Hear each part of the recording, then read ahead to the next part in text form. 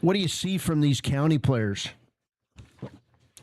It's been awesome to see. The nice thing, the Riverton guys have a little bit of an advantage because the terminology is similar. One thing you learn at football is mostly everybody's running the same plays. It's just we all call something differently. And so I've been able to have a leg up. Caden Liebrick will start at left tackle for us in the game tomorrow. And Gavin Romer will start at right tackle. So we've got two Fremont County boys at the tackle positions, which is awesome. And Caleb Hamilton will be one of our defensive tackles, who's done a great job. Cody West will start at running back tomorrow. Kane Arnold at strong safety. Clay Sheets will play our X receiver. Paxton Yates will play some D end, and he'll do some long snapping. And we're going to work Carson Kissling from Shoshone in there too as well at receiver. So really excited about what they can do and what they can bring to the table. And the fact that we've got 8 guys from Fremont County. And then you also mentioned the guys over in Thermop. Zach Hasty will start at free safety, and Cruz will rotate in on the O-line. So we're really excited. When you look at that, there's 10 guys of a 35-man roster who are, a third of our team is right within, 50 miles of Riverton. And so there's a lot of good football players, and we got a lot to be proud of with our local athletes. Here talking to the head coach of the North Squad in tomorrow's 53rd annual Wyoming Shrine Bowl All-Star Game. That's Coach Mark Lenhardt, the longtime, 4th-year Riverton coach, but longtime head football coach in Wyoming. You've also got some student trainers down there, Coach, from Riverton, Taylor Anderson and Aspen Gordon. Paige Phelan is the certified athletic trainer, and then Henry Lynn's there with you, and also Rod Frederick from Wind River. Yeah, it's a big Fremont County contingent, and it's just awesome that Paige and the girls were able to give up a week of their summer. I know that, when you think about the little time, I think everybody thinks us people in education have all this time off in the summer. And if you're involved with kids and athletics, there's summer school, there's, clinics.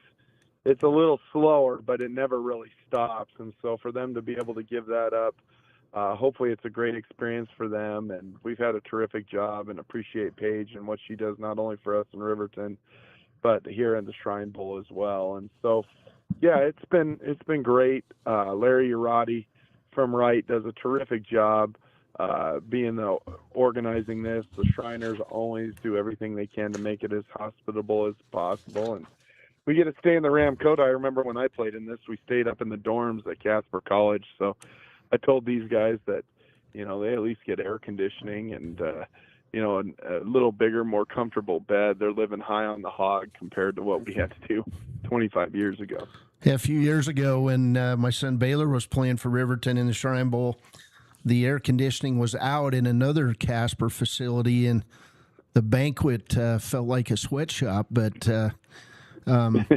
it was an interesting experience down there in Casper, especially for some of the adults who had to sit and sweat and watch their kids sweat.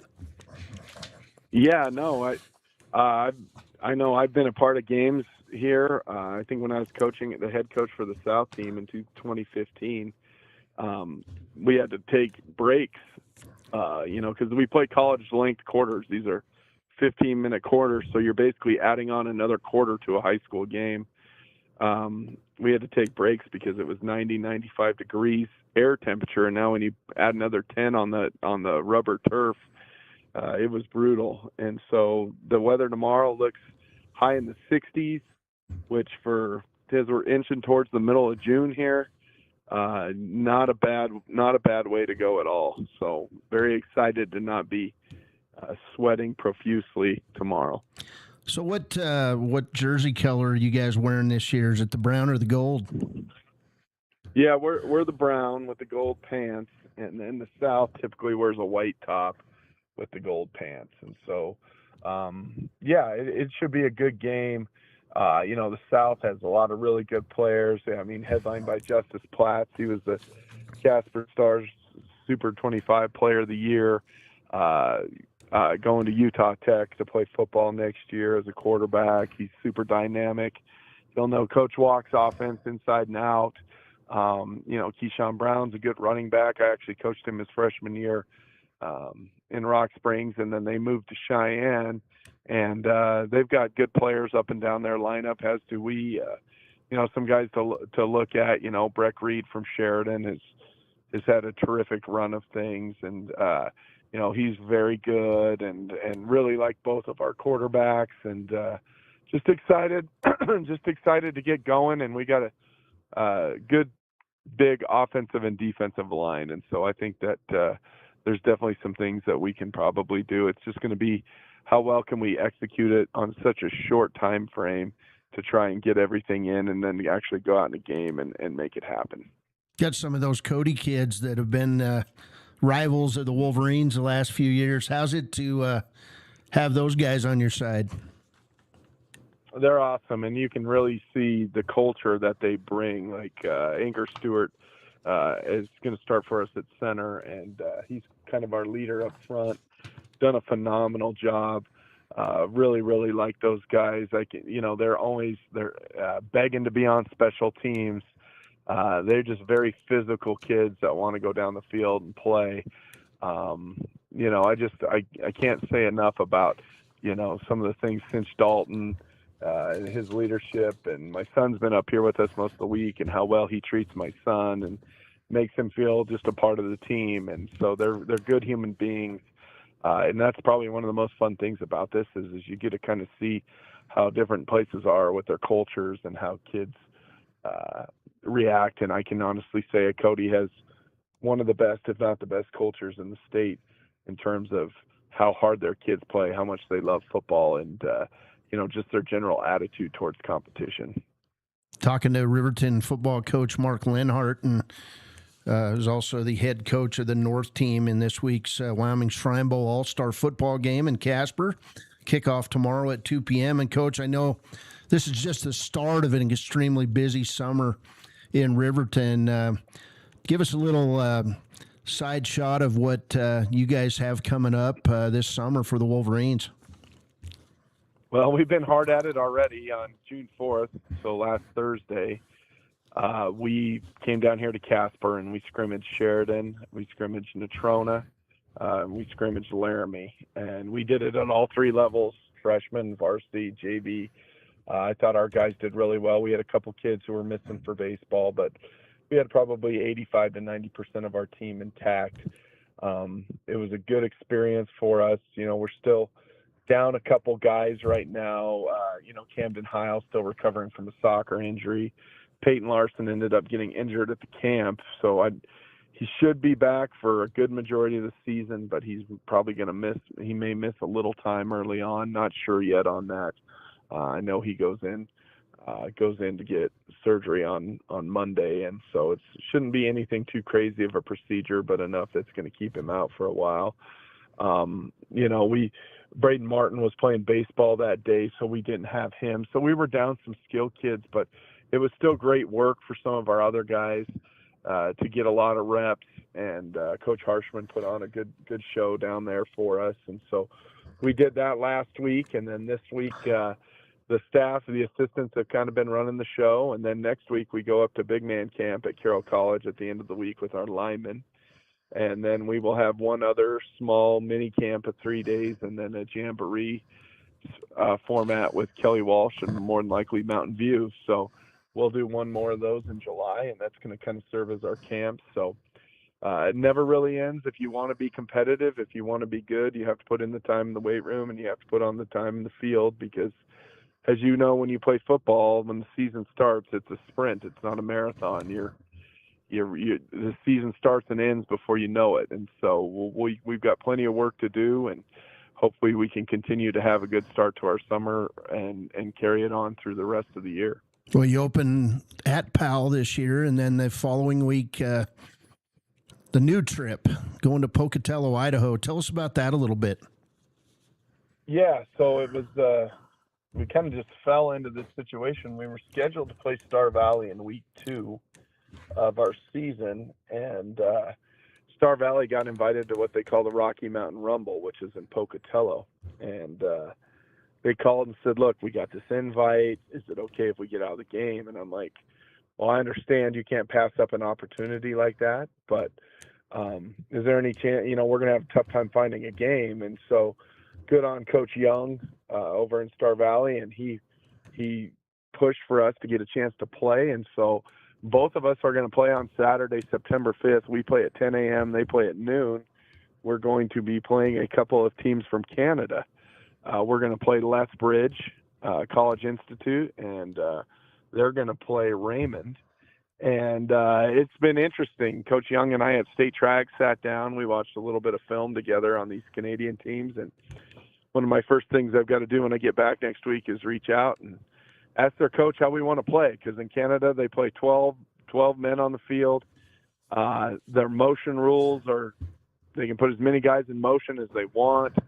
And so it will definitely be a challenge, along with the really, really good athletes that I've seen on tape that they have, to figure out exactly how we're going to play this, what it's going to look like. I think we'll play 11 on 11, but we got to get the motion rules figured out, because it's definitely unique. Their field is bigger up there. They have 20-yard end zones. The goalposts sit right in the middle of it, like back in the old days. Right. And so it's a different deal, and I'm learning about it, just even kind of trying to get prepared for it. So it should be a lot of fun and a great experience for our kids to play in Holt Arena. I don't know the last time Riverton went that far to play a game, but definitely cool for our kids. And then we come home and have a home opener against Jackson the next week and play Cody. So our non-conference slate is tough, very tough, with a very, very young team in some spots. And so we'll get tested early, but it'll all make us better once we start conference play. Well, an exciting year ahead for Riverton football. Coach, hey, best of luck tomorrow, representing Northern Wyoming. And, that's kind of where we're at as a group. I know I rooted for my son on the north, and I expect that you and your coaches will do everything you can to bring the W back to Fremont County. Yep. We're going to do everything we can. And, like I said, the hard part in this game is just, getting everybody in the game, because you don't make kids travel this far to sit the bench, right? And so we want everybody to get opportunity to play, but then still play to win, and that's kind of the hard part is how do we balance that out. But really happy with my coaches this week, and we've had a lot of fun, and I think the kids have as well. Well, when you're moving kids in and out of the game, obviously somebody's got to be tracking that, so you do get these kids the playing time they deserve. Yes, that's the goal. We definitely want to win the game, but I don't want any kid to come home. I mean, everybody wants to probably say they played a little more or played in this situation more, but the first two quarters we're going to let people play relatively even time, and then once it gets second half and it's competitive, then we're going to play to win it. So sure. Well, hey, Coach Mark Lenhardt, appreciate you joining us. Hey, I got to tell you, the walleye fishing's been pretty good, and I know you're not able to get out there right now, so maybe we can get you out on the lake soon. Yeah, I fished once this summer, so I need to do that, because I love my job. I love everything I do with athletics, but got to have a break sometimes, Cody, so we're going to have to go do that. Well, hey, get some mental health breaks after you get done this week. I know it's just nonstop for Riverton football. We appreciate what you've brought to this town and this program. And, hey, best of luck tomorrow to all the athletes in Wyoming playing in the Wyoming Shrine Bowl. You bet, Cody. Thanks a bunch for your time, buddy. Hey, thanks a lot. That's Riverton coach Mark Lenhardt, and we appreciate Coach Lenhardt coming on with us this morning on WyoToday Sports Live. We'll move on here with the program. The high school sports calendar for 25-26 is done, and it's been a busy year for the Wyoming High School Activities Association, and Trevor Wilson, the Wyoming High School Activities Commissioner, is having to do some education this year because the board of the Activities Association has passed 16 new rules. And so it's going to be a busy year of learning within the Activities Association. One of the biggest discussions centered around the start of football practice for teams in classes 3A, 2A, and 1A. And there was a proposal that it would have given schools in these classes 3 more practices, which would have allowed them to start practice on the same day as 4A schools. That did not happen. So right now, everything is status quo with the start of practice. 3A, 2A, 1A will start a week after 4A. Some things are changing in 6-man football as far as tiebreakers. Probably one of the more interesting things is now they've actually voted in place that all football semifinal playoff games will be played on Friday unless both schools mutually agree to move the game. So that could help with Saturday conflicts with the University of Wyoming, those type of things. And then thirdly, the football state championships will continue in Laramie at the University of Wyoming through the year 2030. So that's a new 4-year bid between UW, Laramie, and the Activities Association. A couple other changes in the upcoming year involve the extension of the fall high school golf season by 3 days. That allows, if there's weather, for things to be moved around a little bit. A motion passed in volleyball that will allow players to play up to 20 sets per day. And that's a lot of volleyball, but when you don't have as many kids, it's tough to play those matches during a tournament if you don't have that extension in playing time.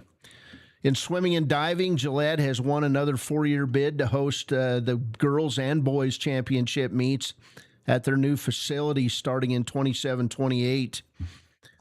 So congratulations to Gillette on getting that bid. So in indoor track, a motion was approved to create a new state indoor track qualification standard. This means that the top 24 in each race and field event will qualify for the state championships in 26-27. And then while this area doesn't play much softball, the 2027 season is instituting a mercy rule in softball. The proposal that was passed will end when a game is leading by 8 runs after 4.5 or 5 innings, by 12 runs after 3.5 or 4 innings, and by 15 runs after 2.5 or 3 innings. And then the state softball championships in a bid went to Gillette for 4 years, starting this coming fall, or next spring in 2026-27. So a lot of things going through Gillette these days. They're making bids. They're winning bids.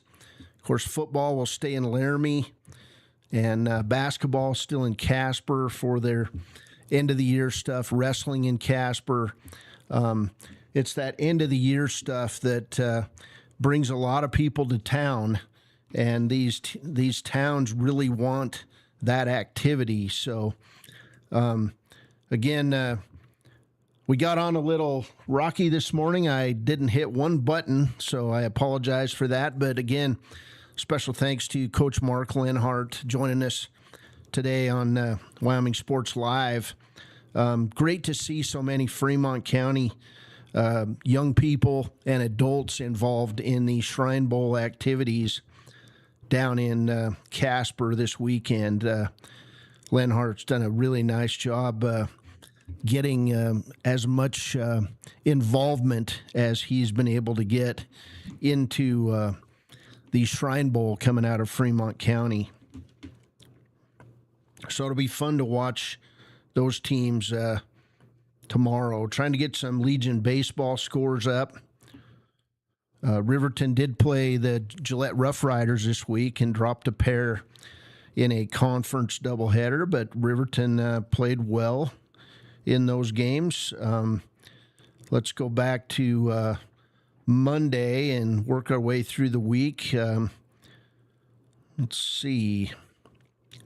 Lots of scores here involving Casper, Cheyenne.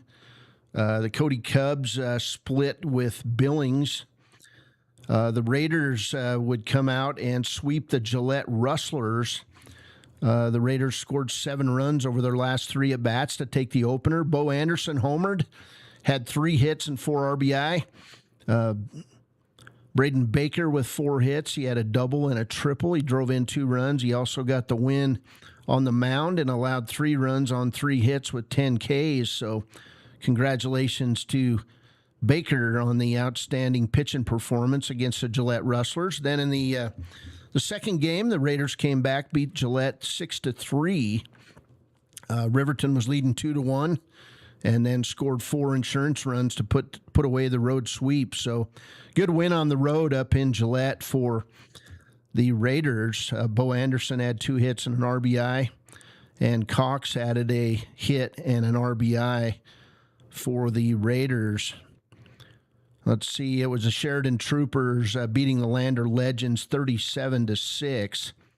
They had 19 hits, bunch of home runs hit in that game, just outstanding. Sheridan, one of the best teams in the state, and unfortunately, that's going to be some of the casualties this year in American Legion baseball as they went to 2 conferences for the entire state. Some of these teams just can't compete with some of the larger teams.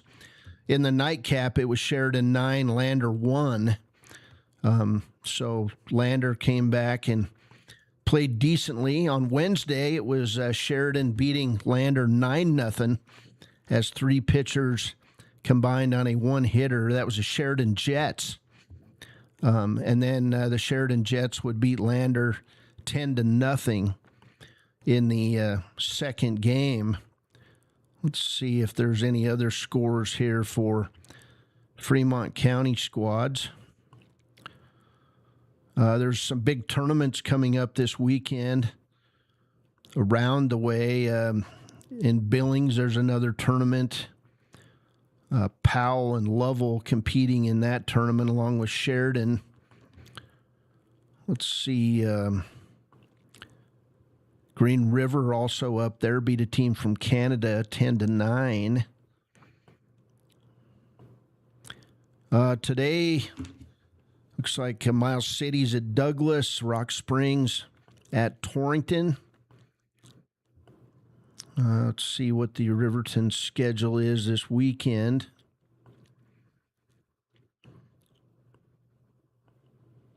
Haven't seen any games yet for Riverton.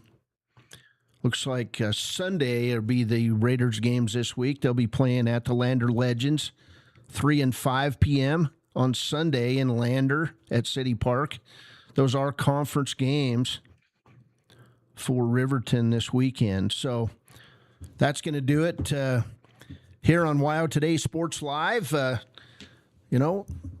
get the hang of this, doing this program by myself. I appreciate everyone listening in. I hope that you're able to get out and support your local sports team this weekend. And if you have an opportunity, head down to Casper this weekend for the Wyoming Shrine Bowl. 10 different people involved on the North squad, as we heard from head coach Mark Lenhardt this morning. So best of luck to the North squad and the South squad and all of Wyoming athletes this weekend competing in the Wyoming Shrine Bowl. That's always a fun event to attend. So if you can be there, try to be there. Root on the local athletes and the coaches and the staffs who are down there helping this event raise money for our Shriners hospitals all across the country. This has been WyoToday Sports Live. I'm Cody Beers. Have yourself a wonderful Wyoming weekend.